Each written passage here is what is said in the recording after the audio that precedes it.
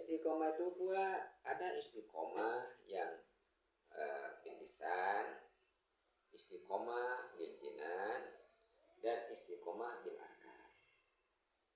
Innal ladzina qalu rabbunallah tsumma istaqamu tatanazzalu 'alaihimul malaikah alla takhafu wa la tahzanu wabshiru bil jannati allati kuntum tu'adun.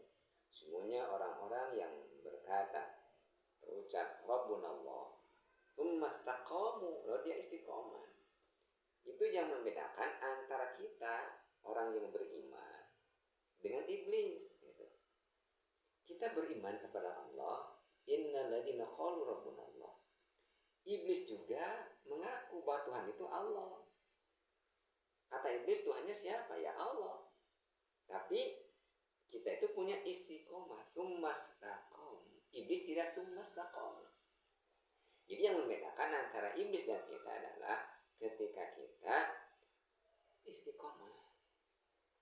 Innal ladzina qalu rabbunallah tsumastaqamu. Ketika istiqomah, tatanazzalu 'alaihimul malaikah. Allah akan turun malaikat. Kita akan diberi rasa takut kepada Allah. Alla takhafu wa la tahzanu, tidak akan rasa takut, hanya takut kepada Allah. Ada khauf, ada takwa. Kalau khauf itu takut yang mengakibatkan rasa gelisah. Takut tidak punya uang, takut tidak punya jabatan, takut tidak kebagian harta. Itu khauf, takut anaknya tidak bisa makan. Khauf. Sehingga menimbulkan kegelisahan. Tapi orang beriman akan dibasmi oleh Allah ke takwa. Takwa takut yang menimbulkan rasa tenang. Khauf minallah. Takwa minallah. Jadi orang yang istiqomah itu ala takhafu, tidak akan punya khauf, yang akan ditimbulkan rasa takwa. Wala tahzanu, tidak akan merasa sedih. Gitu. Karena dia telah mengamalkan sesuatu dengan istiqomah. Istiqomah bil lisan, istiqomah bil jinan, wa istiqomah bil arkan. Ada 3, yaitu yang pertama istiqomah bil lisan. Istiqomah bil lisan itu adalah al-mudawamatu ala kalimat syahadat. Mendawamkan kalimat syahadat, mendawamkan kalimat-kalimat thayyibah, mendawamkan zikir, mendawamkan bacaan sholawat. Itu kalimat-kalimat yang lebih baik didawamkan oleh kita dengan hati kita. Bukan hanya dengan lisan kita, hati dan lisan. Ada yang mendawamkan dengan lisan ya, dalam zikir sehari-hari, itu bagus. Tapi bukan hanya dengan lisan, bisa juga dengan hati, karena kita dianjurkan untuk mengingat Allah itu fadhkurullaha dzikran katsira. Berzikirlah kepada Allah sebanyak-banyaknya. Jadi setiap hari kita itu harus ingat kepada Allah, sehingga helaan nafas kita itu penuh dengan zikir, dan itu harus dilatih. Bukan artinya kita harus berzikir dengan lisan, karena zikir lisan, zikir yang utama zikir hati. Walaupun lisan tidak berucap subhanallah, tidak berucap alhamdulillah, tidak berucap Allahu akbar, lisan yang ngobrol sama orang seperti biasa, tapi hatinya gerak terus Allah Allah, atau membaca sholawat.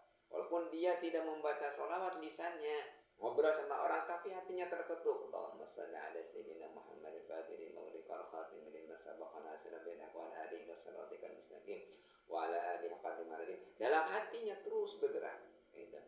Jadi itu yang disebut istiqomah bil lisan. Istiqomah bil lisan, ucapannya diistiqomahkan dengan membaca kalimat thayyibah. Oleh karena itu guru-guru kita mendawamkan istiqomah bil lisan supaya istiqomah masuk ke hati. Ucapan kita itu, apa yang dibiasakan dengan lisan kita masuk ke dalam hati kita, digedor terus hati kita supaya masuk, ucapan kita masuk ke dalam hati. Akhirnya dengan istiqomah bil lisan akan masuk ke dalam hati, maka akan menimbulkan al-istiqomah bil jinan. Al-istiqomah bil jinan itu istiqomah dengan hati. Apa itu dengan hati? Istiqomah dengan hati itu al-mudawamatu ala sidqil iradah. Dia akan mendawamkan sesuatu yang baik-baik. Dia akan melihat orang itu sebagai sidqil iradah. Tidak ada kehendak yang jelek, baik saja.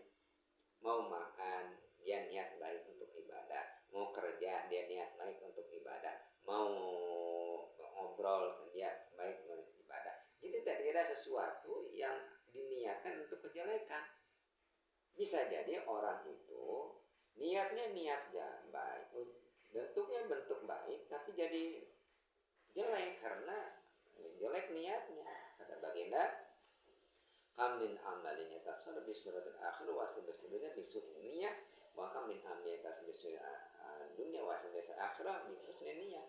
Kata baginda, banyak amal-amalan yang gambarannya gambaran akhirat tapi menjadi gambaran dunia karena jelek niatnya.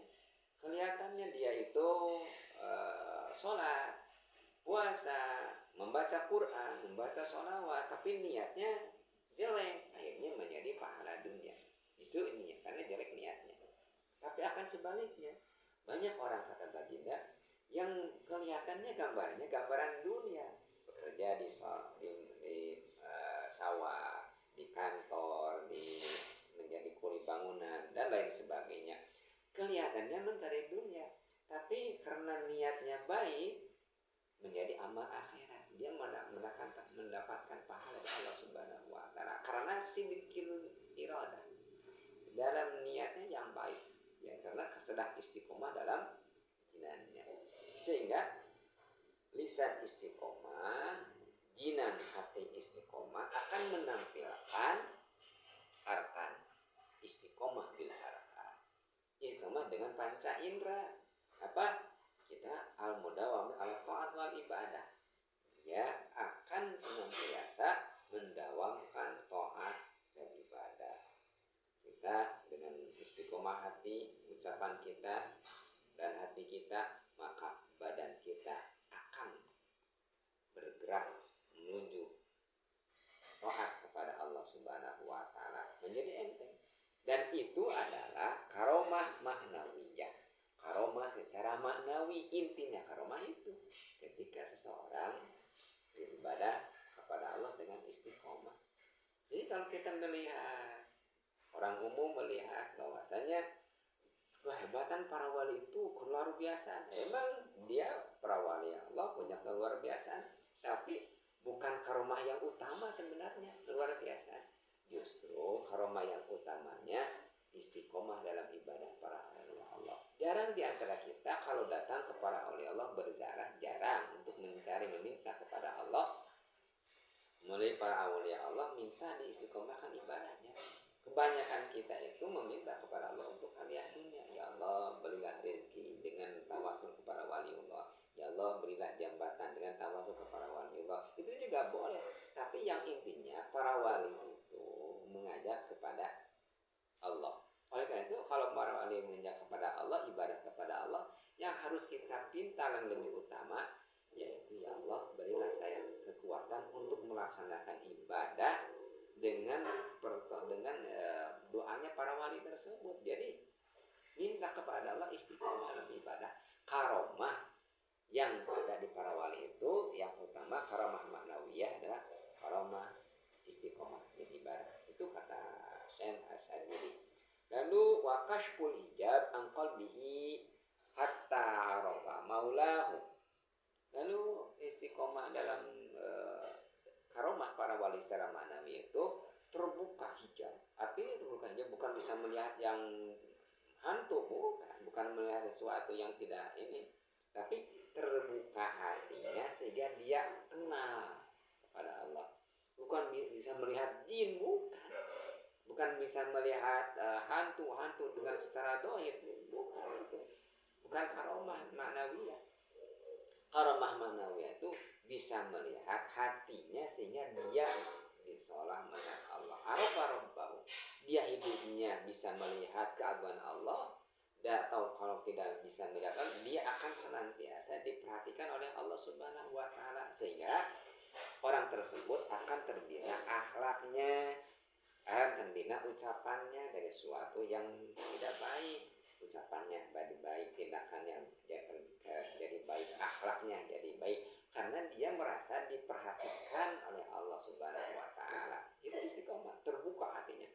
Wa kashful hijab an qalbi. Banyak orang yang melaksanakan ibadah tapi tidak baik hatinya karena dia tidak merasa diperhatikan oleh Allah. Tapi kalau merasa diperhatikan oleh Allah, dia akan merubah akhlaknya dengan akhlak yang baik sebagaimana yang dicontohkan oleh baginda Sallallahu Alaihi Wasallam. Itu termasuk kepada karomah maknawiyah. Intinya karomah itu para awliya Allah karomah maknawiyah. Lalu wandur bin nafsi wadukfuru bin nafsihi. Kata Syekh Amir Sadili, karomah maknawiyah itu dia bisa menekan, dia bisa nafsunya. Seorang manusia itu pasti punya nafsu, dan nafsu itu harus adalah fitrah manusia. Kalau manusia tidak punya nafsu, bagaimana bisa hidup? Karena hidup manusia itu berbeda dengan hewan, berbeda dengan malaikat. Manusia itu punya nafsu, ya, dan nafsu itu harus ada, cuma harus dikendalikan. Nafsu itu banyak, bahkan yang lebih banyak nafsu baik daripada nafsu jelek. Jadi nafsu yang harus dikendalikan itu ketika kita ada nafsu jelek, yaitu nafsu ammarah, kita belokkan kepada nafsu yang baik, yaitu nafsu lawwamah, nafsu mutmainnah. Wama ubaru nafsi innan nafsa la'ammaratun bisu. Tidak semua nafsu jelek, tapi kita harus bisa mengendalikan nafsu kita. Karomah para wali itu bisa mengendalikan nafsu kita, amarah kita, sesuatu yang mengakibatkan kejelekan. Lalu selanjutnya di antara karomah para wali itu adalah mukhalafahu hawahu. Dia bertolak belakang dengan keinginannya untuk mencari dunia, keinginannya jabatan, keinginannya harta, keinginannya mempunyai sesuatu yang kemewahan. Itu keinginan dalam hatinya manusiawi, karena manusia itu kalau dikasih harta pengen dikasih gunung emas, 1 gunung pengen 2 gunung, pengen dikasih 2 gunung pengen 3 gunung, dan lain terus. Tidak akan memberi kepuasan kepada manusia kecuali manusia sudah diberi tanah di mulutnya, dan dalam arti dia telah meninggal. Dengan itu dia jauhkan keinginannya bertolak belakang dengan keinginan dirinya pribadi, harus dengan memenuhi keinginan Allah Subhanahu wa Ta'ala. Sehingga orang karomah para wali itu banyak, para wali diantaranya yaitu karomah manawinya, yaitu tidak menginginkan kemuliaan dunia, tidak menginginkan jabatan, menginginkan popularitas. Ya, yang dia inginkan bagaimana dia mendapat usul kepada Allah Subhanahu wa Ta'ala. Lalu di antara karomah maknawi yang para wali itu adalah wa quwwatu yakin. Kuat keyakinannya. Ketika dia berdoa pasti diijabah. Kita minta pasti Allah akan mengabulkan. Kita beribadah dia akan dapat pahala. Mengapa para awliya Allah begitu yakin? Karena istiqomah tadi. Wa quwwatu yakin. Kuat keyakinannya. Kalau kita masih jauh dari keyakinan gitu. Kita percaya dari Allah tapi tidak yakin Allah akan menolong kita. Tapi para awliya Allah, apapun yang Allah kehendaki, Allah memberi kenikmatan kepada wali, Allah memberi musibah kepada wali, yakin untuk para wali Allah akan memberi jalannya. Para wali Allah mendapat keyakinan yang kuat. Dan misalnya dan selanjutnya wasukunu dan diberi ketenangan. Waktu manillah, diberi ketenangan dia dalam beribadah kepada Allah Subhanahu wa Ta'ala, yaitu sudah merasa tenang beribadah kepada Allah, tidak butuh apa-apa. Bahkan banyak orang yang datang ke orang soleh biasa-biasa saja karena dia tidak mendaki kemewahan dunia. Itulah para awliya Allah. Itu karomah yang harus kita cari itu, yaitu istiqomah dalam ibadah. Oleh karena itu tadi disebutkan di awal, kun thalibal istiqomah, wala takun thalibal karomah. Carilah istiqomah dalam ibadah, janganlah mencari karomah dalam ibadah. Karena orang yang mencari karomah tidak dapat istiqomah. Tapi orang yang mendapat mencari istiqomah akan diberikan karomah oleh Allah Subhanahu wa Ta'ala. Seperti para awliya Allah, kekasih Allah itu asalnya mencari istiqomah, tapi Allah dikasih karomah. Tapi banyak orang yang mencari karomah, belajar kadugalan, tapi sholatnya kali, puasanya tidak dikerjakan karena dia mencarinya karomahnya saja. Semoga ada manfaatnya. Wallahu muwaffiq Wassalamualaikum warahmatullahi